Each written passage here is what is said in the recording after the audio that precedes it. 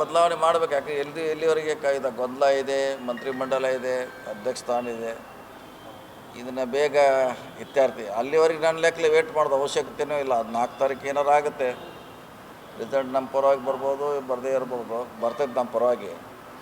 ಅಲ್ಲಿವರೆಗೆ ನಾವು ವೇಸ್ಟ್ ಮಾಡದೆ ಟೈಮು ಇದನ್ನು ನಾವು ಯಾವುದ್ರೆ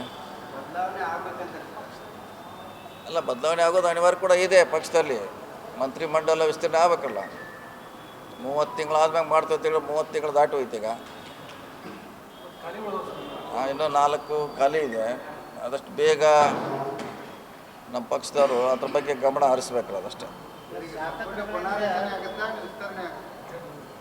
ಎರಡೂ ಮಾಡ್ತಾರೆ. ಅದನ್ನೇ ಹೇಳಿದ್ರಲ್ಲ, ಅದನ್ನೇ ಬೇಗ ಇತ್ಯರ್ಥಿ. ಅದು ಮಂತ್ರಿಮಂಡಲ ಬಂತು, ಅಧ್ಯಕ್ಷ ಬಂತು, ನಮ್ಮಲ್ಲಿರೋ ಗೊಂದಲ ಬಂತು. ನೀವು ಹೇಳಿದಂಗೆ 900 ಜನ ವೇಟಿಂಗ್ನಲ್ಲಿದ್ದಾರೆ. ಬೋರ್ಡ್ ಕಾರ್ಪೊರೇಷನ್ಗೆ 900 ಜನಕ್ಕೆ ಮಾಡಬೇಕು. ಅದನ್ನು ಸೇರೇ ಮಾಡಬೇಕು. ಎಲ್ಲನೂ ಬೇಗ 4ನೇ ತಾರೀಕು ನಾವು ವೇಟ್ ಮಾಡೋದು ಅವಶ್ಯಕತೆ ಇಲ್ಲ. ಆದಷ್ಟು ಬೇಗ ಇತ್ಯರ್ಥಿ ಮಾಡಿದ್ರೆ ಕಾರ್ಯಕರ್ತರು ಖುಷಿ ಆಗ್ತಾರೆ. ಅದು ಅವ್ರ ವೈಯಕ್ತಿಕವಾದ ವಿಚಾರ, ಅವ್ರಿಗೆ ಬಿಟ್ಟಿದ್ದು. ಅದ್ರ ಬಗ್ಗೆ ನಾವೇನು ಹೇಳೋಕ್ಕಾಗಲ್ಲ.